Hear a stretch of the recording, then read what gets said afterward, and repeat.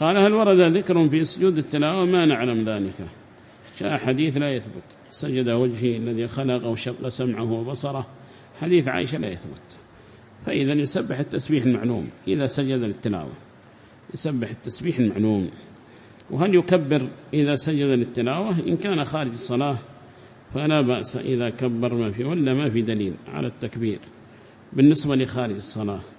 وهكذا أيضا إن كان داخل الصلاة فإن النبي عليه الصلاة والسلام كما نقل عنه أنه كان يكبر في كل خفض ورفع، وسجود التلاوة في الصلاة خفض ورفع منه أيضا.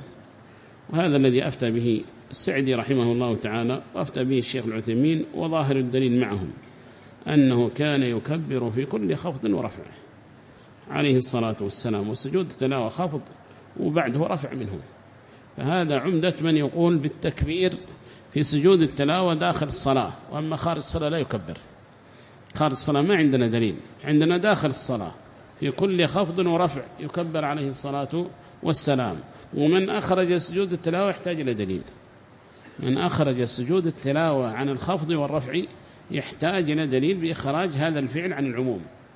والعموم كما سمعت يستدل به، كان يكبر في كل خفض ورفع، وسجود الصلاة خفض، وسجود التلاوة من سجود الصلاة فيكبر له. وأما خارج الصلاة فلا، والمسألة خلافية، لكن هذا الذي تطمئن له النفس لعموم الدليل، والعموم يستدل به عند عدم الخصوص. والأدلة منها ما هو قطعي نص، ومنها ما هو عام يندرج تحته أفراد فيستدل به. وعني بالنص الذي لا يحتمل غير المنصوص عليه.